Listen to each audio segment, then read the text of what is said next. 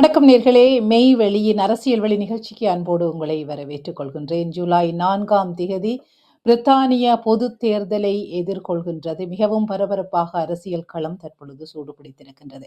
இந்த வகையில் இந்த வருடம் வழமைக்கு மாறாக 2024ஆம் ஆண்டு தேர்தல் தொடர்பாக, அரசியல் தொடர்பாக ஈழத்தமிழர்களுடைய, புலம்பெயர் தமிழர்களுடைய ஈடுபாடும் இந்த தடவை ஒரு கணிப்பிடத்தக்க ஒரு அளவை எய்தியிருக்கின்றது அல்லது ஒரு நிலைப்பாட்டை ஏற்படுத்தி இருக்கின்றது என்று சொல்லலாம். அந்த வகையில் இன்று நாங்கள் கடந்த வாரங்களில் தொழிற்கட்சியினுடைய சார்பாக பிரதிநிதி ஒருவரை சந்தித்திருந்தோம். இப்பொழுது எங்களுடைய கன்சர்வேட்டிவ் கட்சியினுடைய முதன்மை கட்சிகளாக பிரித்தானியாவில் இருக்கின்ற கன்சர்வேட்டிவ் கட்சி சார்பாக பிரித்தானியாவின் தமிழ் கன்சர்வேட்டிவ் கட்சியின் தலைவராகவும் பேசிங்டோக் அண்ட் டீன்பரோவினுடைய கவுன்சிலராகவும் இருக்கின்ற ஜெய் கணேஷ் அவர்களை இன்று எங்களுடைய அரசியல் வழிக்கு அழைத்துக் கொள்கின்றோம்.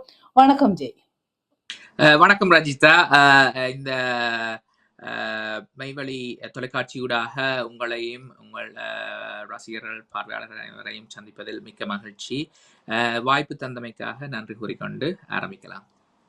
மிக்க நன்றி ஜெய். ஜெயினுடைய பங்களிப்பு ஈழத்தமிழர்கள் சார்ந்து, புலம்பெயர்ந்த தமிழர்கள் சார்ந்து பெரும் பங்களிப்பு இருக்கின்றது. மரபுரிமை தமிழை ஏற்றுக்கொள்வது தொடர்பான அவருடைய ஈடுபாடு நிறையவே இருந்திருக்கிறது. அரசியல் கட்சிகள் சார்ந்திருந்தாலும் கூட மக்கள் சார்ந்த ஈடுபாட்டோடு அவர்களுடைய நலன் சார்ந்து செயற்படுவதில் சமூக செயற்பாட்டாளராக ஜெயினுடைய பங்களிப்பு நிறையவே இருக்கின்றது. இதனை கடந்து நாங்கள் இன்று அரசியல் தொடர்பான கன்சர்வேட்டிவனுடைய தளம்பல் நிலை ஒன்று இருப்பதாக பொதுவாக கணிக்கப்படுகின்றது. 14 வருடங்களுக்கு பிறகு 5வது தடவையாக கன்சர்வேட்டிவ் கட்சி ஆட்சியை பெற்றுக்கொள்ளுமா என்ற சந்தேகம் மக்கள் மத்தியில் இருக்கிற ஒரு மாற்றங்களை எதிர்பார்க்கப்படுகின்றது. இந்த நிலையில் பலவற்றை ஈடு செய்ய முடியாமல், பல கொள்கைகளை நடைமுறைப்படுத்த முடியாமல் கன்சர்வேட்டிவ் கட்சி கடந்த வருடங்களில் தள்ளாடி இருக்கின்றது என்ற ஒரு குற்றச்சாட்டு வைக்கப்படுகின்றது. இதன் ரீதியாக மக்களுடைய எதிர்பார்ப்பு லேபருக்கு போவதான கணிப்பீடுகள் இருக்கின்றன. முன்னணியில் இருப்பது லேபர் தொழிற்கட்சி வெற்றி பெறுவதற்கான கணிப்புகள் இருக்கின்றன. இந்த வகையில் கன்சர்வேட்டிவ் கட்சி எதிர்நோக்கி இருக்கின்ற இந்த சவால்களை எப்படி நாங்கள் குறிப்பிடலாம், பார்க்கலாம்? ஆம் ரஜிதா, இந்த பிரித்தானிய வரலாற்றை பாத்தீங்களா இருந்தா ஒவ்வொரு 13-15 வருடங்களுக்கு ஒருக்கா எங்கட ஆட்சி மாறிக்கொண்டு வருவதுதான் சகஜம். அந்த வகையில் நாங்க 2019ஆம் ஆண்டு கன்சர்வேட்டிவ் கட்சி 80 ஆசனங்கள் பெரும்பான்மை பெற்று ஆட்சி அமைத்திருந்தாலும் கூட அந்த 2019ஆம் ஆண்டு முதல் இன்று வரையான இந்த 5 வருட கால பகுதியில் எங்களுக்கு 2 மிக முக்கியமான விஷயங்கள் நடந்தது. ஒன்று கோவிட் அதனால எங்களோட நாடு மட்டுமில்லை, இந்த உலகமே பெரும் பாதிப்பை ஏற்படுத்தி இருந்தது. அதுக்காக பல அரசாங்கங்கள், பிரித்தானிய அரசாங்கம் மட்டும் இல்லை, உலகத்தில் உள்ள எல்லா அரசாங்கங்களுமே பல முயற்சிகளை அதிலிருந்து வெளிவருவதற்கான முயற்சிகளை மேற்கொண்டிருந்தன. அதொன்று. மற்றது இந்த ரஷ்யா உக்ரைன் யுத்தம். இந்த 2 காரணங்களும் ஒரு எந்த ஐரோப்பிய அரசியல்ல இருக்கிற எல்லா நாடுகளையுமே பெரும்பான்மையாக பாதிச்சிருக்கிறது உண்மை. ஸோ அந்த 2 சம்பவங்களையும் இந்த அரசாங்கங்கள் எப்படி கையாண்டனன்றதை வச்சுதான் இப்ப இந்த வருடமோ கடந்த வருடமோ எதிர்வரும் வருடங்கள்ல இருக்கிற தேர்தல்களை மக்கள் அனுமானிக்க போகிறார்கள். அந்த வகையில் பிரித்தானியாவை பொறுத்தவரையில இந்த கோவிட் அனர்த்தத்திலிருந்து வெளியில வாரத்துக்கான பல முயற்சிகளை எடுத்திருந்தாலும் மக்களை பொறுத்தவரையில் அரசு இன்னும் இதைவிட சிறப்பாக செயல்பட்டிருக்கலாம் என்ற ஒரு நிலைப்பாடு இருக்கிறது. அதொன்று. மற்றது எங்களோட பொருளாதாரத்தை பொறுத்தவரையில் நாங்கள் இதர ஐரோப்பிய நாடுகளை விட பொருளாதார முன்னேற்றத்தில் நாங்கள் கொஞ்சம் முன்னே போய் கொண்டிருந்தாலும் கூட எங்களுக்கு ஒரு பிரதமர் மாற்றங்கள் நிகழ்ந்தது. போரிஸ் ஜான்சன்ல இருந்து லிஸ் ட்ரஸ்ல இருந்து ரிஷி சுனக். இந்த மாற்றத்தின் போது லிஸ் ட்ரஸ்ட் அரசாங்கத்தினால கொண்டு வரப்பட்ட அந்த பட்ஜெட் ஒரு ஏற்படுத்தின பாதிப்பு ஒரு பெரும் ஷாக்காகவே எங்களோட பொருளாதாரத்துக்கு வந்ததுனால அதனால பல மக்களுக்கு சில பாதிப்புகள், அதாவது இந்த மோர்கேஜ் பேமெண்ட்டுகள், இன்ட்ரெஸ்ட் ரேட்டுகள் அதுகள் அதிகரித்த போன்ற பிரச்சனைகள் இருக்கு. இது போன்ற காரணங்களால மக்கள் மத்தியில் ஒரு முற்றுமுழுதாக ஒரு நம்பிக்கை இருக்கிற தன்மை கன்சர்வேட்டிவ் கட்சி சார்பில் இல்லை என்றது ஒத்துக்கொள்ள வேண்டிய ஒரு விஷயம்தான். ஆனால் நான் ஒரு தமிழ் அரசியலில் உள்ள ஒரு தமிழ் கவுன்சிலர் என்ற வகையிலும் கன்சர்வேட்டிவ் கட்சியை சார்பாக பேசுவதன் காரணத்தினாலும் ஒரே ஒரு விஷயத்தை மட்டும்தான் நான் தமிழ் மக்களுக்கு சொல்லக்கூடியது என்னன்னா, கட்சி என்றதை பார்க்காமல் உங்களுக்கு ஒரு இண்டிவிஜுவல் எம்பிஸ் உங்களுக்கு என்னென்ன மாதிரி எங்களுக்கு ஹெல்ப் பண்றீங்க. அதாவது லண்டனை பொறுத்தவரை எங்களுக்கு 71 மெம்பர்ஸ் ஆஃப் பார்லிமெண்ட் இருக்கீங்க. அதுல அந்த 71 மெம்பர்ஸ் ஆஃப் பார்லிமெண்ட்டும் எங்களுக்கு தமிழ் கம்யூனிட்டியோட எங்களோட எவ்வளவு என்கேஜ் பண்றீங்க, எங்களுக்கு எந்தெந்த வகையில எங்களுக்கு ஹெல்ப் பண்றீங்க, ஓல் பார்ட்டி பார்லிமெண்டரி குரூப் ஆஃப் தமிழ்ஸ்ல மெம்பர்ஸா இருக்கீனமா, அதுகளை பார்த்து நாங்கள் வாக்களித்தமா இருந்தால் ஒரு தமிழ் கம்யூனிட்டியா எங்களுக்கு ஒரு நல்ல ஒரு பிரதிபலிப்பை எடுத்துக்கொள்ள முடியும் என்றதுதான் என்னோட கருத்து. நாங்கள் வெறுமனே கன்சர்வேட்டிவ் கட்சி சார்பில் எல்லாருக்கும் வாக்களிங்கன்னு சொல்லாம இல்ல, லேபர் கட்சி சார்பில் எல்லாருக்கும் வாக்களிக்க வேண்டாம்னு சொல்லல. ஒவ்வொரு தொகுதியிலும் அந்த தொகுதியில் போட்டியிடும் பிரதிநிதியோ அந்த கேண்டிடேட் எங்கள் தமிழ் சமூகத்துக்கு எந்த வகையில ஹெல்ப் பண்ணியிருக்கிறார்ன்றதை பாருங்க. அவர் 3 விஷயம். ஒன்று, ஓல் பார்ட்டி பார்லிமெண்டரி குரூப் ஆஃப் தமிழ்ஸ்ல மெம்பர்ஸா இருந்து அது சார்ந்த நடவடிக்கைகளை ஹெல்ப் பண்றாரா. மற்றது, தமிழர்களுக்கு எங்களுக்கு ஜஸ்டிஸ் அண்ட் அக்கௌண்டபிலிட்டி, அதாவது 2009ஆம் ஆண்டு எங்களுக்கு நடந்த போர் அனர்த்தங்களும் அதனை தொடர்ந்து நடந்த விடயங்களையும் எந்த அளவுக்கு அவர்கள் மும்முரமாகவும் எங்களுக்கு ஆதரவாகவும் நடந்து கொண்டிருக்கிறார் என்றதை பார்க்கணும். மற்றது, எங்களது கல்ச்சர், ஆர்ட்ஸ், ஹெரிட்டேஜ் அதோட வளர்க்கறதுக்கு அந்த தகுதியில அவர்கள் எந்த அளவுக்கு எங்களுக்கு ஆதரவாக இருந்திருக்கிறார்கள். அவர்கள் தமிழ் ஹெரிட்டேஜ் மந்த்துக்கு ஆதரவாக இருந்திருக்கிறார்களா, அதை GLAலையோ அவரோட போரோ கவுன்சில்ல பாஸ் பண்றதுக்கு ஆதரவாக இருந்திருக்கிறார்களா. இந்த 3 விஷயங்களை நாங்கள் பார்த்து வாக்களிச்சா ஒரு கம்யூனிட்டியா நாங்கள் ஒரு நல்ல ஒரு பிரதிபலன் அடையலாம்ன்றதான் என்னோட கருத்து. நான் இங்க வந்து உங்களுக்கு எல்லா கன்சர்வேட்டிவ் கேண்டிடேட்டுக்கும் ஓட் பண்ணுங்க நான் இங்க சொல்ல வரையில. ஏன்னா நான் ஒரு தமிழ் கவுன்சிலர் என்ற வகையிலும் எங்களோட கம்யூனிட்டியை முன்னிறுத்தி அதுக்கான ஒரு மேக்சிமம் ஒரு பெனிஃபிட் எடுக்கணும் என்ற வகையில தான் நான் உங்களுக்கு இன்றைக்காக வந்திருக்கிறேன். ஆகவே அரசியல் மாற்றங்கள் ஏற்படுகின்ற பொழுது எப்படி ஒரு சமூகத்துக்கு ஒரு ஆதரவை அல்லது பலாபலங்களை பெறக்கூடிய வகையில எங்களுடைய சிந்தனை அல்லது தெரிவு வாக்காளர்களாக நாங்கள் தெரிவு செய்யப்பட வேண்டியவர் எப்படி இருக்க வேண்டும் என்பது எங்களுடைய பலன்களை அறிந்து கொள்ளக்கூடிய விதமாக நிதானித்து அவதானித்து எங்களுடைய வாக்குகளை வழங்க வேண்டும் என்பது ஜெயனுடைய கருத்து. அது உண்மையிலே ஒரு ஏற்றுக்கொள்ள வேண்டிய ஒரு அரசியல் ஞானத்தோடு நாங்கள் பார்க்க வேண்டிய ஒரு விடயமாகத்தான் இருக்கின்றது. இந்த வகையில ஜெய் இப்போ கன்சர்வேட்டிவ் கட்சியினுடைய விஞ்ஞாபனமும் தொழிற்கட்சியினுடைய விஞ்ஞாபனமும் வெளிவந்திருக்கின்றன. இந்த வகையில் கன்சர்வேட்டிவ் கட்சியினுடைய குழப்பங்களை இருந்து விலகி இருங்கள், இது மாற்றத்துக்கானதுன்னு சொல்லி லேபர் தொழிற்கட்சியினுடைய தலைவர் சர் கியர் ஸ்டார்மர் வந்து சொல்லியிருக்கின்றார். ஆகவே கன்சர்வேட்டிவனுடைய குழப்பங்கள் இருந்து விலத்தி இருங்கள் என்பது இந்த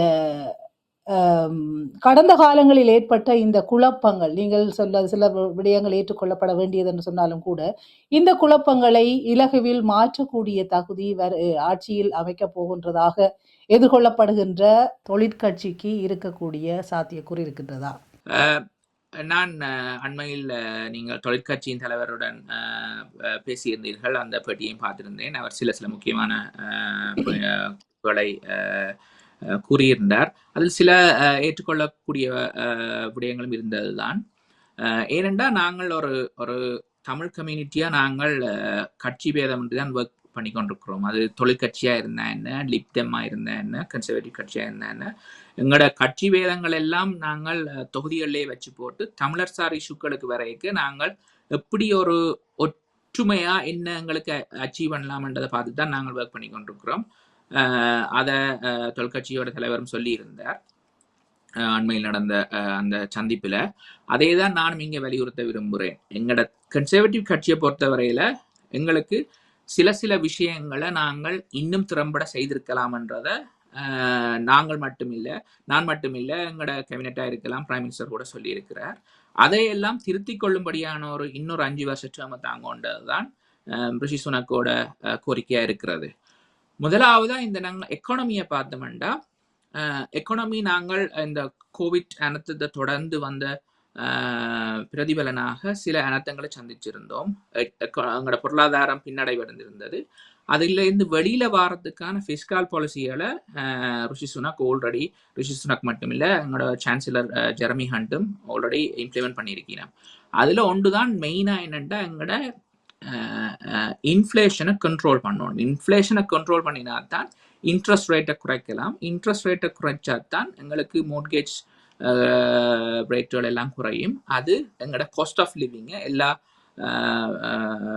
ரெசிடென்ஸுக்கும் சிட்டிசன்ஸுக்கும் குறைய வரும். அது ஒரு முக்கியமான ஒரு விஷயம். நாங்கள் அந்த ட்ரெண்டை பார்த்தீங்கன்னா நாங்கள் அக்டோபர் 2022 11.5% இருந்த நாங்கள் எங்களோட இன்ஃப்ளேஷன்.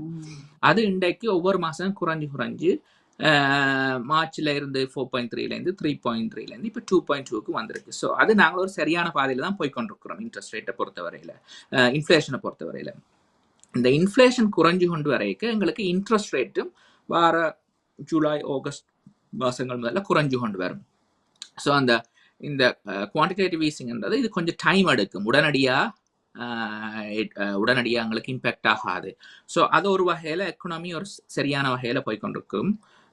ஒரு அக்டோபருக்கு பிறகு அதுக்கான பிரதிபலன்களை பார்க்கக்கூடிய மாதிரி இருக்கும். மற்ற ரெண்டாவது பெரிய பிரச்சனை மக்களால் பார்க்கப்படுற விஷயம் இமிக்ரேஷன் கண்ட்ரோல். இமிக்ரேஷன்ன்றது இந்த நாட்டுக்கு பொறுத்தவரையில் எங்களுக்கு ஒரு ஹவுசிங்காக இருக்கலாம், ஸ்கூல்ஸ் பிளேஸாக இருக்கலாம், இல்லாட்டி ஹாஸ்பிட்டல் பிளேஸாக இருக்கலாம். இது போன்ற எல்லா துறைகள்லையும் கூடுதலான டிமாண்ட் வர்றதுக்கு முக்கிய காரணமாக பார்க்கப்படுறது இமிக்ரேஷன்.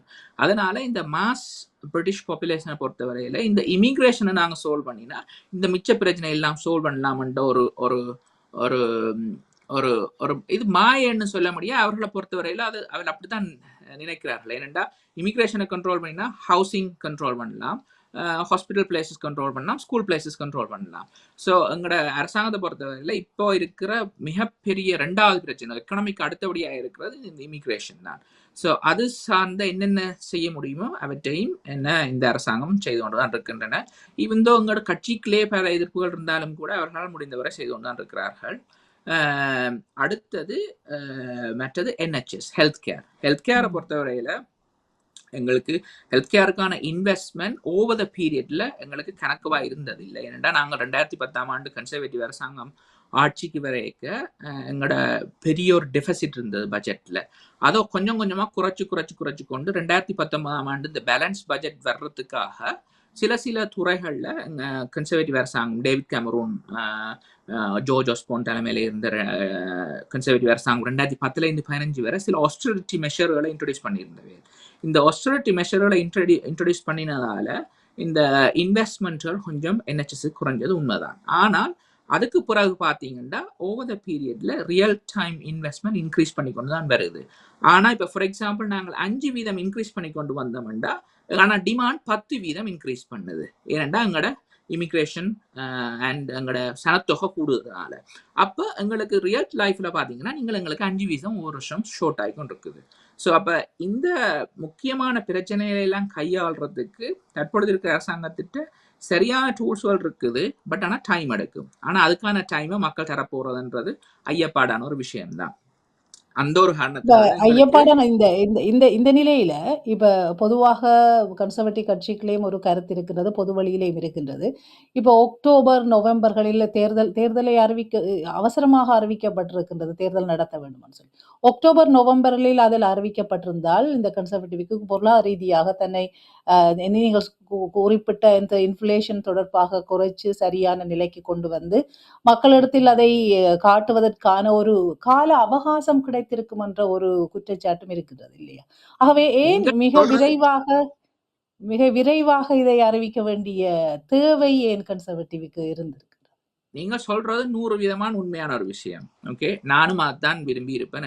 எங்களுக்கு அக்டோபர்ல எலெக்ஷன் வந்திருந்தா கொஞ்சம் டைம் இருந்திருக்கும் அதுக்கான வேலைகளை செய்யறதுக்கான. திடீரென்று அறிவிப்பதற்கான முக்கியமான காரணம் என்னன்னா, எங்களுக்கு லோக்கல் கவர்மெண்ட் எலெக்ஷன்ஸ் மே மாதம் 2 நடந்தது.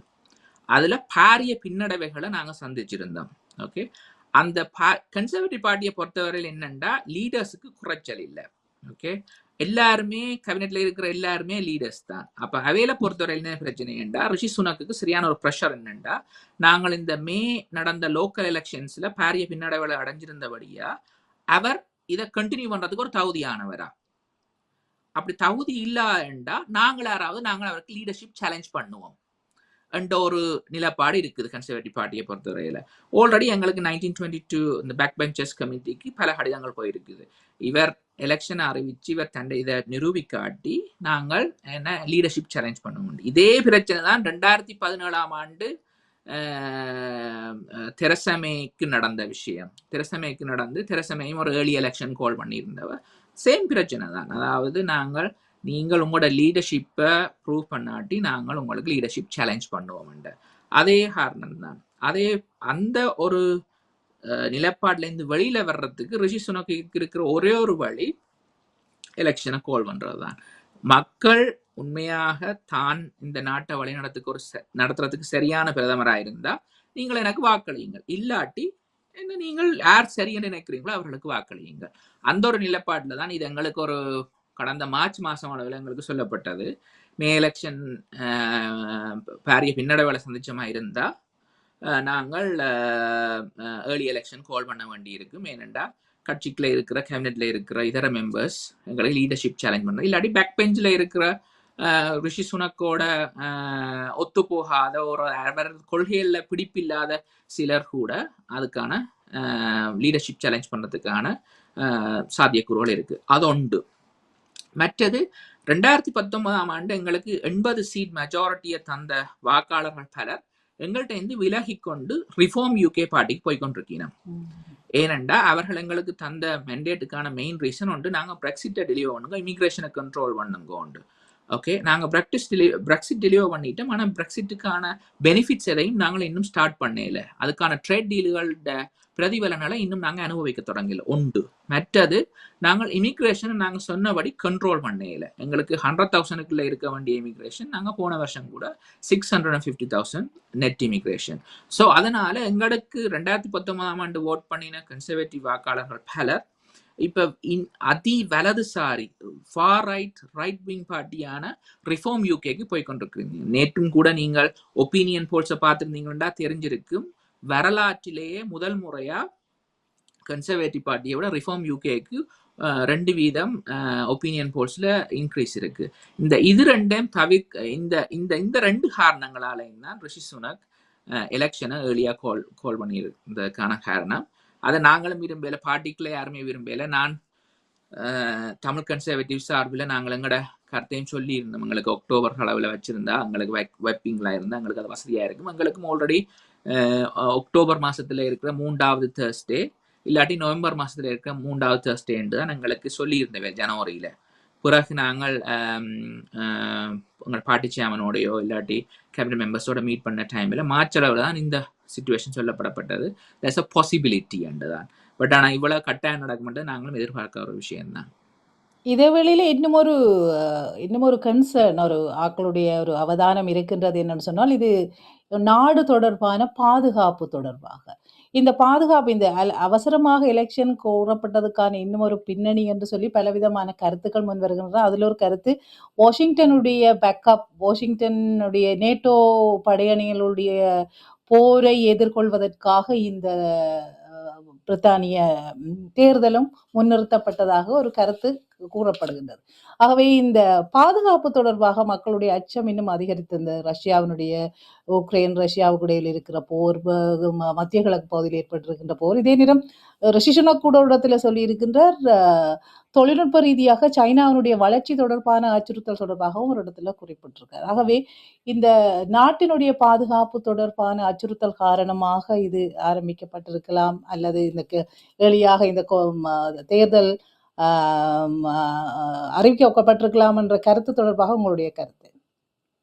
இந்த மாதிரி பல காரணங்கள் இருக்கலாம். ஆனா நான் இந்த 2 தான் நான் பார்க்குற மெயின் ரீசன்ஸா பார்க்குறேன். ஏன்னா இந்த மாதிரியான தியரிஸுக்கு நான் என்டர்டெயின் பண்ண விரும்பலை. ஏன்னா பிறகு நான் இதற்காகத்தான் நாங்கள் எலெக்ஷன் கால் பண்ணினாங்களேன்னு சொல்லக்கூடாது.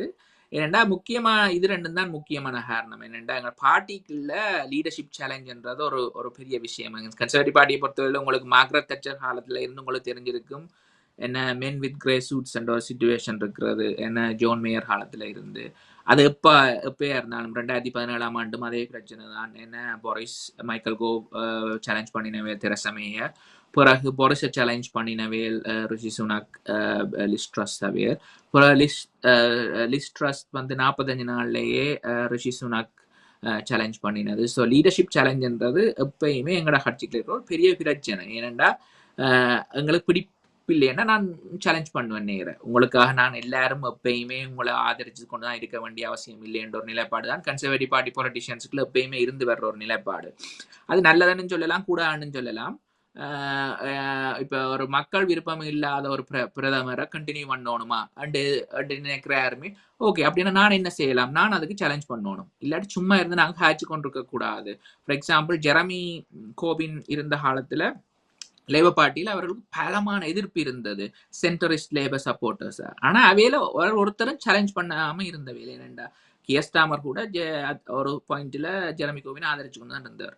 பிறகு ஜெரமி கோவின் வெளியில போன பிறகு நான் அவற்றை எந்த ஒரு கொள்ளையிலையும் ஆதரிக்கலைன்னு சொல்லி கொண்டிருந்தவர்.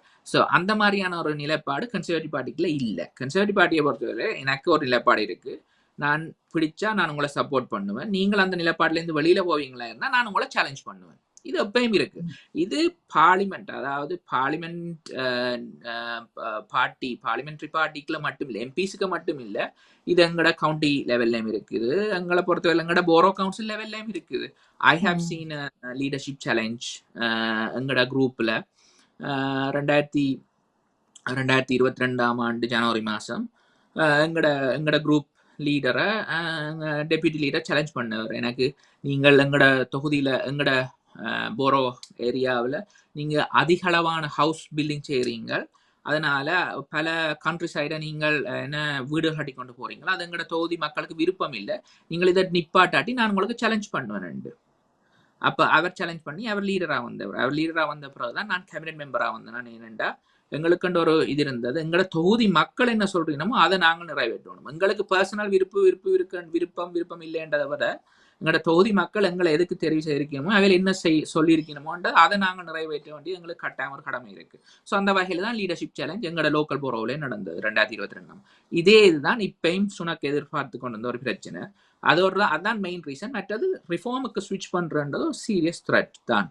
நீங்களே இப்ப பார்த்துருப்பீங்க இந்த ஒப்பீனியன் போல்ஸ்ல இந்த மாதிரி கன்சர்வேட்டிவ் பார்ட்டி குறைஞ்சு அப்படியே ரிஃபார்ம் கூடிக்கொண்டு போகுது, லேபர் அப்படியே இருக்குது அந்த 35-40 பட் ஆனால் ரிஃபார்ம் கன்சர்வேட்டிவ் ஸ்விட்ச் பண்ணி கொண்டிருக்கிற இந்த ரெண்டு தான் மெயின் ரீசன். அதை விட பல காரணங்கள் இருக்கலாம். ஒரு நேஷனல் செக்யூரிட்டியோ ஒரு threat of serious war in Middle East ஓ ரஷ்யா உக்ரைன் இன்னும் கொஞ்சம் பலமாறத்துக்கு ஆன சாத்தியக்கூறுகள் இருக்கலாம். பட் ஆனால் அதுகளை நான் ஒரு பெரிய முக்கியமான காரணமாக பார்க்கல. இது ரெண்டும் தான் மெயின் ரீசன் நான் பார்க்குறேன். அதோட வேற காரணங்களை நான் என்டர்டெயின் பண்ண விரும்பவில்லை. ஏன்னா இதுக்காக நாங்கள் எலெக்ஷன் கால் பண்ணாங்கன்னு சொல்லக்கூடாது. சரி ஜே, இப்ப இன்னொரு மிக முக்கியமானது, இப்ப எங்களுடைய தமிழர்கள் தொடர்பான புலம்பெயர் தமிழர்கள் தொடர்பான அரசியல் ஈடுபாடு. இப்ப நாங்கள் கன்சர்வேட்டிவ் பார்ட்டி கட்சிகளுக்கு இடையிலான கொள்கைகள் விஞ்ஞாபனங்கள் வெளியிடப்பட்டிருக்கின்றது. ஏன் நாங்கள் கன்சர்வேட்டிவ் அல்லது எந்த கட்சியை அல்லது எந்த பாராளுமன்ற உறுப்பினரை நாங்கள் தெரிவு செய்ய வேண்டும் என்பதற்கான ஒரு தெளிவு எங்கள் மத்தியில் கொண்டு வருவதற்கான தெளிவு உங்களுடைய தரப்பிலிருந்து நீங்க கூறியிருக்கிறீங்க. இந்த அரசியலில் ஈடுபடுவது தொடர்பான அரசியல் செயற்பாடுகள் தொடர்பாக மக்களுடைய ஆர்வம், புலம்பெயர் மக்களுடைய ஆர்வம் அல்லது ஈடுபாடு எப்படி இருக்கின்றது நீங்க பாக்குறீங்க? ஸோ தமிழர் சார் அரசியல் 2009க்கு பிறகு இந்த நாட்டில் வலுவடைஞ்சிருக்குது. ஏனெண்டா அது வரைக்கும் இருந்த லேபர் கவர்மெண்ட் இந்த 2009 அந்த போரை நிறுத்துறதுக்கு பெரும் ஆதரவு அளிச்சு அந்த போரை முடிவுக்கு கொண்டு வரணும்ன்றதுல சரியான மும்முரமா இருந்தவர்கள். அந்த ஒரு காரணத்தினால அதுக்கு பிறகுதான் நானும் ஐ ஸ்டார்டட் கெட் இன்வால்வ். ஏன்னா இந்த 2009 நடந்த அனர்த்தங்கள் நாங்கள் ஒரு தமிழ் மக்கள் அந்த நேரத்தில் நாங்கள் கிட்டத்தட்ட 300,000 தமிழாக்கள் இருந்தாங்க இந்த நாட்டில். நாங்கள் பார்லிமெண்ட்டுக்கு முன்னால் 75 நாள் என்ன ஆர்ப்பாட்டம் பண்ணினாங்கள், உண்ணாவிரதங்கள் இருந்தவை, ராவா எல்லாம் நாங்கள் இருந்து கத்திட்டு இருக்கிறோம், கொடி பிடிச்சிருக்கிறோம். ஆனா ஸ்டில் எங்களால அந்த 80,000 மக்கள் ஒரு மூளைக்குள்ள முள்ளிவாய்க்கால கொண்டு வரப்பட்டு அழிக்கப்படுவதில் எங்களால் நிறுத்த முடியல. ஸோ அப்படியான ஒரு அனர்த்தம் நடந்த பிறகு அதுக்கு பிறகு எங்கள் தமிழர் சார் அரசியல் இன்னும் மும்முரம் அடைஞ்சிருக்குன்னு தான் சொல்லலாம். அப்ப அந்த டைம்ல நான் ஜோதிச்சேன், ஓகே இந்த நேரத்துல லேபர் கட்சி தான் அரசாங்கத்துல இருக்குது, அப்படி இருந்தும் இந்த போர்ல 80,000 மக்கள் அநியாயமா கொல்லப்படுவதை நிறுத்த முடியல. அது மட்டும் இல்ல அந்த டைம்ல டேவிட் மிலபேங்க் போய் என்ன வெளியுறவு அமைச்சராக இந்த டேவிட் மிலபேங்க் போய் ஸ்ரீலங்கா அரசாங்கத்துக்கு ஆதரவு அளிச்சுட்டு வந்தவர். ஆதரவு அளிச்சு நீங்கள் இந்த போரை முடிவுக்கு கொண்டு வந்தா தான் எங்களோட தமிழ் மக்களுக்கு நல்ல தண்ட மாதிரியான ஒரு பிரமையை உருவாக்கி ராஜபக்ஷ குடும்பத்தோட போட்டோ எடுத்து பாட்டி போட்டுட்டு வந்தவர். அந்த ஒரு சிச்சுவேஷனுக்கு பிறகுதான் நான் இந்த அரசியலுக்கு நான் வரணும், நான் இதுக்குள்ள மும்முரமா 2010 ஆண்டுல இருந்து நான் இன்வால்வ் ஆகினான். அதனாலதான் நான் 2012 ஆண்டு கட்சி உறுப்பினரானான். 2012 போரிஸ் ஜோன்சனோட எலெக்ஷனுக்கு நான் சப்போர்ட் பண்ண வழிகிட்டேன். நான் அதுக்காக நான் சொல்லல இப்ப இருக்கிற லேபர் பார்ட்டியும் அப்ப இருந்த லேபர் பார்ட்டியும் ஒன்றுன்னு சொல்ல வரவும் இல்லை. அதுக்காக அவைகளுக்காக அந்த நேரம் அவையல் செய்ததுக்காக நாங்க இப்ப வாக்களிக்க விடுங்கன்னு நான் சொல்ல வரையில. நான் சொல்ல வர்ற ஒரே ஒரு விஷயம் என்னன்னா, இண்டிவிஜுவல் கேண்டிடேட்ஸா பாருங்க. ஓகே, உங்களோட தொகுதியில ஒரு லேபர் பார்ட்டிக்கோ இல்லாட்டி ஒரு லிப்டெமுக்கோ இல்லாட்டி கன்சர்வேட்டிவ் பார்ட்டிக்கு 3 மெயின் பார்ட்டிஸ் இந்த கேண்டிடேட்ஸ் தான் எப்படியோ வரப்போயிடும். இவையே இல்லை யார் உங்களுக்கு கூடுதலான தமிழர் சார் பிரச்சனைகளுக்கு ஆதரவு தர்ற ஒரு கேண்டிடேட்ன்றதை பாருங்க. நீங்க கட்சி சார்ந்து வாக்களிக்க போறீங்களா இருந்தா நான் கட்சி சார்ந்து கம்ப்ளீட்டா உங்களுக்கு கதைக்க முடியும். இந்த ரீசனுக்காக தான் கதைங்க. For example education system, education proposal Labour Party கொண்டு வர போற ப்ரப்போசல் என்னன்னா பிரைவேட் ஸ்கூல்ஸ்களுக்கு 20% VAT. அடுத்தது abolish grammar school. So 2 main policy, abolish grammar schools, VAT tax on private school. இந்த 2ஆலையும் பாதிக்கப்பட போறத தமிழாக்கள். ஏனென்றா எங்கட குடும்பங்களை பொறுத்தவரையில, தமிழ் குடும்பங்களை பொறுத்தவரையில இந்த கல்வி என்ற மிகவும் முக்கியமான ஒரு விஷயம். அதுவும் நல்ல கல்வி, பிரைவேட் ஸ்கூல்களுக்கு 11+ எடுத்து நல்ல ஸ்கூலுக்கு போகணும்ன்றது ஒரு முக்கியமான விஷயம். இந்த 2 பாலிசியாலே பிரைவேட் ஸ்கூல்ஸ் க்ளோஸ் பண்ணப்பட போகுது, கிராமர் ஸ்கூல் சிஸ்டமே அபாலிஷ் பண்ணப்பட போகுது. ஸோ இப்படி பார்த்தீங்களா நீங்க லேபர் பார்ட்டிக்கு வாக்களிக்கவே கூடாது. நான் அப்படி சொல்ல வரையில. நான் உங்களை சொல்றேன்டா, உங்களுடைய இருக்கிற கேண்டிடேட் உங்களுக்கு தமிழர் சார் பிரச்சனைகளுக்கு கதைக்கிறாரு, அப்படியே இருந்தா வாக்களியுங்க. நீங்க பாலிசி டிஸ்கஸ் பண்ண போறீங்கன்னா நான் வடிவா டிஸ்கஸ் பண்ணுவேன். நான் எந்த பாராளுமன்ற உறுப்பினராக இருந்தாலும் பரவாயில்ல, கவுன்சிலராக இருந்தாலும் பரவாயில்ல, நான் டிஸ்கஸ் பண்ண ரெடி. ஆனா நான் ஒரு தமிழர் சார் நலன்ல நீங்க யோசிச்சு பார்த்து உங்களுக்கு அந்த தொகுதியில இருக்கிற கேண்டிடேட் உங்கள் தமிழர் சார் பிரச்சனைகளுக்கு ஹெல்ப் பண்றாரு. APPG4 தமிழ் சண்ட் இருக்கு, அனைத்து கட்சிகளுக்குமான பாராளுமன்ற குழு, அது தமிழர்களுக்கு கொண்டு இருக்கு. அதுல யார் உங்களுக்கு மெம்பரா இருந்து உங்களோட பிரச்சனையில ரெகுலரா பார்லிமெண்ட்ல கமிட்டி லெவல்லையோ இல்லாட்டி வெஸ்ட்மினிஸ்டர் காமன்ஸ் லெவல்லையோ உங்களுக்கு டிஸ்கஸ் பண்ணிக்கணும்டா பாருங்க. மற்றது எங்களுக்கு தமிழர் சார் கலை கலாச்சார வளர்ச்சிக்கு அவர்கள் என்ன வகையில ஹெல்ப் பண்ணினோம்டா பாருங்க. ஓகே, தமிழ் ஹெரிட்டேஜ் மந்த்ன்றது நாங்கள் GLAல கஷ்டப்பட்டு ஃபர்ஸ்டா டிசம்பர் 2021 நான் டிராஃப்ட் பண்ணினான். எங்களோட கன்சர்வேட்டிவ் GLA மெம்பர் நிக் ரோஜர்ஸ் ப்ரப்போஸ் பண்ணி பாஸ் பண்ணாங்க. அதுல ஒரு சரத்தொன்று நாங்கள் இன்க்ளூட் பண்ணி நான் ஸ்பெசிஃபிக்கா என்னத்துக்குண்டா, லண்டன்ல இருக்கிற எல்லா போரோ கவுன்சில்களும் இதை ஒரு முக்கியமான விஷயமா எடுத்து இதை இம்ப்ளிமெண்ட் பண்ணணும். ஆனா அதுக்கு பிறகு இது வரைக்கும் லண்டன்ல இருக்க 7 போரோ தான் இம்ப்ளிமெண்ட் பண்ணி இருக்கு. ஓகே, 32 போரோவில் 7 போரோ தான். அப்ப இந்த மிச்ச போரோஸை பாருங்க, ஏன் அவையில் செய்யணும் இல்லைன்னு பாருங்க.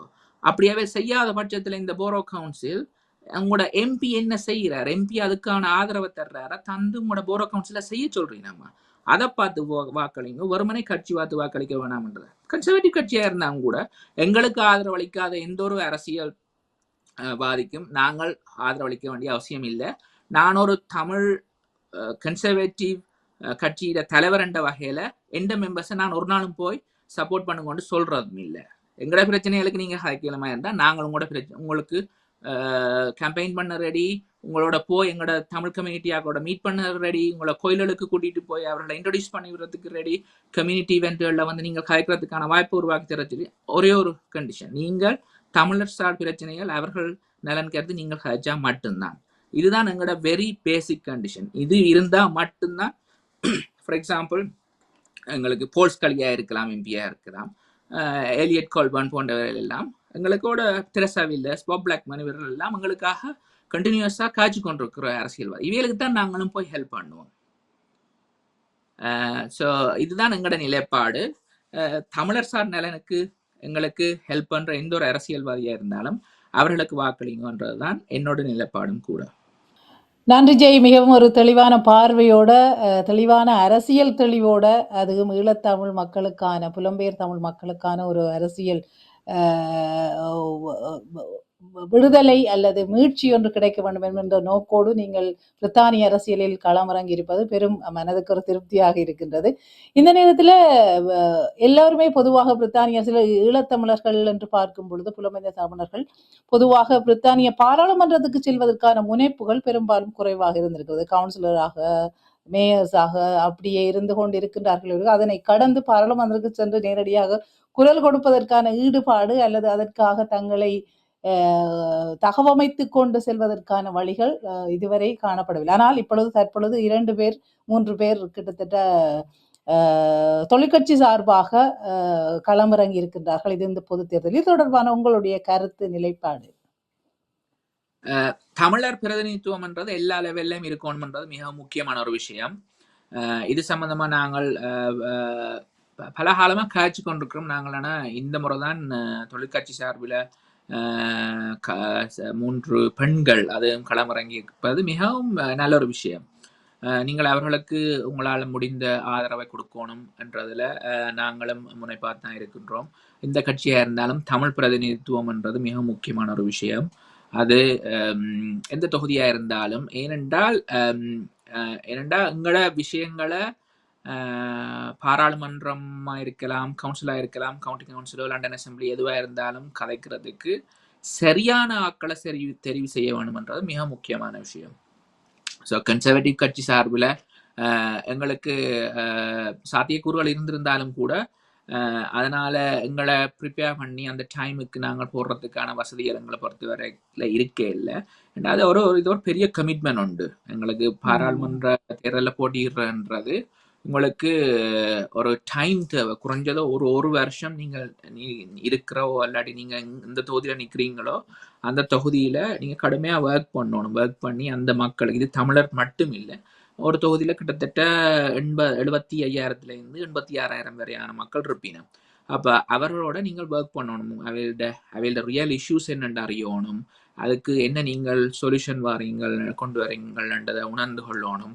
அதுக்கு தீர்க்க முடியாத பிரச்சனைகளுக்கு நீங்கள் அது பெட்டிஷனாக இருந்தால் பெட்டிஷன், இல்லாட்டி நீங்கள் அதை ஒரு பார்லிமெண்ட்டில் இருக்கிற ஆல்ரெடி இருக்கிற மெம்பர்ஸோட என்கேஜ் பண்ணி, இல்லாட்டி டிபார்ட்மெண்ட்ஸோட கதைச்சு அதுக்கான பிரச்சனைகளை தீர்க்கணும். சும்மா வெறுமனே போய் ஒரு தொகுதியில் நான் நிற்கிறேன், எனக்கு ஓட் போடுங்கன்னு கேட்குறேன்றது ஒரு என்னென்னு சொல்கிறேன்டா ஒரு மோரலி சரியான விஷயம் இல்லை. ஸோ அது ப்ரிப்பேர் பண்ணணும். ஸோ அந்த ஒரு காரணத்துக்காக இந்த முறை எங்களோட கன்சர்வேட்டிவ் கட்சி சார்பில் யாரும் நான் personally I didn't put myself forward. அதோட நாங்கள் அதுக்கு எங்களுக்கு சில கேம்பெயினிங் அதுகளுக்கு நாங்கள் எங்களோட வேலையில் இருந்து விட்டு நாங்கள் ஒரு வருஷம் ஒர்க் பண்ணுறதா இருந்தால் எங்களுக்கு பொருளாதார ரீதியான ஏற்பாடுகளையும் பார்த்துக்கொள்ளணும். அதுக்கான வசதிகள் இருக்கான்னு பார்க்கணும்.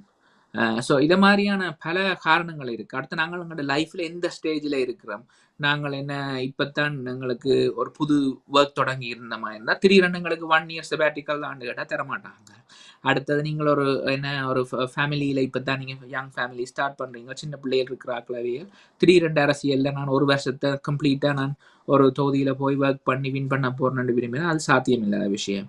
பட் ஆனால் அந்த மாதிரியான சந்தர்ப்பங்கள்லையும் அதை மீறி நாங்கள் ஒரு தொகுதியில் நின்று வின் பண்ணக்கூடியதுக்கான சாத்தியம் இருக்கிற வேட்பாளர்களை நாங்கள் தமிழ் வேட்பாளர்களை கட்டாயம் நாங்கள் ஆதரிக்க வேண்டிய ஒரு கட்டாயம் எங்களுக்கு இருக்குது. இந்த முறை கன்சர்வேட்டிவ் கட்சி சார்பில் ஒரு 2வது தலைமுறை தமிழ் வேட்பாளர் ஒருவர் சவுத்லேண்ட் டவுன்சியில் நிற்கிறார், கேவின். அவருக்கு நாங்கள் எங்களால் முடிந்த சில ஆதரவுகளை வழங்கி கொண்டு வருகிறோம். அவர் வெல்வதற்கான சாத்தியக்கூறுகளும் இருக்குது. மற்றது லண்டனை பொறுத்தவரையில் 6 தமிழ் கேண்டிடேட்ஸ் நிற்கணும் நான் அறிஞ்ச வரைக்கும். அதில் 3 தமிழ் பெண்கள் லேபர் கட்சி சார்பில், மற்றது 3 லிபரல் டெமோக்ராட் சார்பில் நிற்கணும். ஒருவர் க்ராய்டன் சென்ட்ரல் நிற்கும், க்ராய்டன் சென்ட்ரலில் தமிழ்நாட்டை சேர்ந்த ஒரு தமிழ் பேசும் முஸ்லீம் ஒருவர் நிற்கிறார். ஸோ இந்த மாதிரியான வேட்பாளர்கள் தமிழ் பேசும், தமிழர் சார் நலன்களுக்காக பேசக்கூடிய, தமிழர் பிரச்சனைகளை விளங்கிய வேட்பாளர்கள் நிற்கும் பட்சத்தில் நாங்கள் கட்டாயம் அதை ஆதரிக்கத்தான் வேணும். எலெக்ஷன்ன்றது இது வருமான இந்த வருஷத்தோட முடிய போகிறது இல்லை, ஒரு வருஷம் இருக்கும். ஏன்னா ஒவ்வொரு போரோ கவுன்சில் எலெக்ஷன்ஸ் இருக்கும், county council, London assembly, parliament election 5 வருஷத்துக்கு ஒருக்கா வந்தோம்னா இருக்க போகுது. ஸோ எப்பயா இருந்தாலும் நாங்கள் அதை ஆதரிக்கணும்ன்றதில் நான் மிகவும் வலுவான ஒரு கருத்து வச்சிருக்கிறேன். நாங்கள் அதில் வேட்பாளராக நிற்கிற கேண்டிடேட்ஸ் வேட்பாளர்களுக்கும் கூட நாங்கள் சொல்லியிருக்கிறோம். நாங்கள் என்ன செய்வோம்னா, எங்களால் முடிந்த ஆதரவை எங்களோட கட்சிக்குள்ள எங்களுக்கு எந்த ஒரு பிரச்சனையும் வராமல் தமிழ் மக்களுக்கு கூட கருத்தில் கொண்டு சேர்க்கிறதுல நாங்கள் உங்களுக்கு முன்னிப்போம் என்று ஏற்கனவே சொல்லியிருக்கிறோம். மிக்க நன்றி ஜெய். மிகவும் ஆழமாக இந்த தேர்தல் பற்றியும் ஈழத்தமிழர்களுடைய அரசியல் ஈடுபாட்டோடு தமிழர்கள் நலன் சார்ந்து அரசியல் முனைப்புகளில் அவர்கள் ஈடுபடுத்திக் கொள்ள வேண்டிய விடயங்கள் தொடர்பாகவும் மிக விரிவாக நீங்கள் கூறியிருந்தீர்கள். இப்படி ஒரு தெளிவானவர்களும் பாராளுமன்றத்துக்கு செல்ல வேண்டும் என்பது என்னை போன்ற மெய்வழி சார்ந்த அல்லது தமிழ் புலம்பெயர் உலகம் நிச்சயமாக உங்களை போன்றவர்களும் இந்த பாராளுமன்ற தேர்வுக்காக உங்களை தயார்படுத்திக் கொள்ள வேண்டும் என்பது எங்களுடைய தாழ்மையான வேண்டுகோள். அடுத்தடுத்த வருடங்கள் உங்களுக்கு நிறைய கமிட்மெண்ட் இருந்தாலும் கூட அடுத்தடுத்த காலங்களில் நிச்சயமாக அடுத்த ஒரு கேண்டிடேட்டா உங்களை எதிர்பார்க்கிறோம் என்றும் கூறிக்கொண்டு இன்று இந்த நிகழ்ச்சியில் இணைந்து கொண்டமைக்காக உங்களுக்கு எங்களுடைய நன்றிகளை தெரிவிக்கிறோம். நன்றி ஜெய். உங்களுடைய தொடர்ச்சியான சேவைக்கு எங்களுடைய வாழ்த்துக்கள். நன்றி ரஜிதா. இந்த வாய்ப்பை ஏற்படுத்தி தந்தமைக்காக நன்றி தெரிவித்துக் கொள்கிறோம். அது மட்டும் இல்லை, இன்னும் ஒரு விஷயம் கட்டாயம் நான் சொல்ல விரும்புகிறேன். என்னென்னா, எந்த அளவுக்கு நாங்கள் தமிழ் வேட்பாளர்கள் நீங்கள் இன்னும் நிற்கணும் என்று விரும்புறதை விட அதுக்கு முதல் கட்டம் பார்லிமெண்ட்டுக்கு நிற்கிறதுக்கு முதல்ல நீங்கள் கவுன்சில் லெவலில் உங்களோட போரோ கவுன்சில் லெவலில் ஓட் கவுன்சிலர்ஸ் ஆகிறதுக்கான ஒரு வழியை ஏற்படுத்தி கொடுக்கணும். அது நீங்கள் எங்கே இருந்தாலும் பரவாயில்ல, இந்த நாட்டில் உங்களோட ஓடுக்கு 1 அல்லது 3 கவுன்சிலர்ஸ் இருப்பினும் போரோஸ் அல்லது டிஸ்ட்ரிக்ட் லெவலில். மற்றது உங்களுக்கு மேலே லண்டனுக்குள்ள இருந்தீங்களா இருந்தால் லண்டன் அசம்பிளி என்று இருக்கும், greater London authority London assembly இருக்கும். லண்டனுக்கு வெளியால் கவுண்டி கவுன்சிலர்ஸ் என்று இருப்பினும். ஸோ நீங்கள் போரோ கவுன்சிலர்ஸாக ஓட் கவுன்சிலர்ஸாக வந்து இல்லாட்டி பிறகு கவுண்டி கவுன்சிலர்ஸாக லண்டனுக்கு வெளியாலையும் இல்லாட்டி லண்டன் அசம்பிளி மெம்பர்ஸ் ஆகி வர்றதுக்கான ஏற்பாடுகளையும் இது பற்றி அறிவை இன்னும் நாங்கள் எங்கள் தமிழ் மக்கள் மத்தியில் வளர்க்கணும். அதுக்கு பிறகு நாங்கள் எங்கள் தமிழ் பாராளுமன்ற உறுப்பினர்கள் வரணும் என்ற விரும்புறதுல அது ஒரு நல்ல விஷயம்தான். அது எல்லாத்துக்கும் விட நீங்கள் முதல்ல போய் வாக்களிக்கணும். நீங்கள் எந்த கட்சிக்கு வாக்களிக்கிறீங்களோன்றது இல்லை.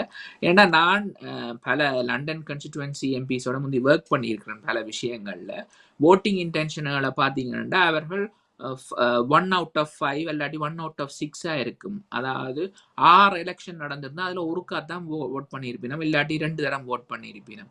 நாங்கள் ஓட் பண்ணாம விட்டுட்டு நாங்கள் பிறகு கம்ப்ளைண்ட் பண்ணக்கூடாது, அவர் அது செய்யலை இது செய்யலைன்னு. எங்களோட basic democratic right is to vote. அப்போ அதை நாங்கள் கட்டாயம் செய்யணும். நீங்கள் தமிழர் சார் நலனுக்கு உங்களுக்காக ஒர்க் பண்ற எந்த ஒரு கேண்டிடேட்டா இருந்தாலும் ஜூலை 4ஆம் தேதி போய் கட்டாயம் ஓட் பண்ணுங்கொண்டு கேட்டுக்கொண்டு விடைபெற்றுக் கொள்கின்றேன். நன்றி மெய்வழி. நன்றி ரஜிதா. நன்றி ஜெய். மிகவும் ஒரு ஆரோக்கியமான அரசியல் உரையாடலாக எனக்கு இருந்தது. உங்களுக்கும் நிறையவே பலன் தந்திருக்கும். அவருடைய திரும்ப மீண்டும் மீண்டும் அழுத்தி கூறுவது என்னென்றால், இந்த தேர்தலை அல்லது அரசியல் களத்தை அல்லது பிரித்தானிய பிரதேசத்தில் வாழ வழிகின்ற வாழ்ந்து கொண்டிருக்கின்ற எங்களுடைய அரசியல் முனைப்புகள் அல்லது நலன் சார்ந்து செயற்பட வேண்டிய நிலைகள் தொடர்பாக ஆழமாக எங்களுக்கு கூறியிருந்தார். நிச்சயமாக இது எங்களுடைய அரசியல் நிலைப்பாடுகள், அரசியல் பாராளுமன்றத்துக்கு ஒருவரை அனுப்ப வேண்டும் என்றால் நாங்கள் எடுக்க வேண்டிய முயற்சிகள், அது தொடர்பாக முன்னெடுக்க வேண்டிய கலந்துரையாடல்கள் தொடர்பாகவும் நாங்கள் தொடர்ச்சியாக செய்ய வேண்டிய கடமையும் ஊடகம் சார்ந்து எங்களுக்கும் இருக்குது என்று நம்புகின்றேன். இதை தொடர்ச்சியாக செய்ய வேண்டும் என்ற வாக்குறுதியை நான் ஜெய்க்கு மாத்திரமல்ல எங்களுடைய மக்களுக்கும் வழங்கி கொண்டு எதிர்கொள்ள போகின்ற சர்வதேசமே எதிர்பார்த்திருக்கின்ற ஒரு தேர்தலாக இந்த பிரித்தானிய தேர்தல் இருக்கின்றது. ஜூலை 4ஆம் தேதி. யாரும் உங்களுடைய வாக்குரிமையை இழந்து போகாத அல்லது துஷ்பிரயோகம் செய்யாது உங்களுடைய வாக்குகளை உங்களுக்கு ஜெய் கூறியது போன்ற உங்களுக்கு உரியவர்கள், உங்களுடைய மனதுக்கு இவர்கள் எல்லோரும் தமிழ் நலன் சார்ந்து செயற்படுகின்றார்கள் என்றும் பொழுது நிச்சயமாக அவர்களுக்கு உங்களுடைய வாக்குகளை அழியுங்கள் என்று இந்த நேரத்தில் கேட்டுக்கொண்டு இன்னும் ஒரு நிகழ்ச்சியில் உங்களை சந்திக்கும் வரை உங்களிடமிருந்து அன்போடு விடைபெற்றுக் கொள்கின்றேன். நன்றி, வணக்கம்.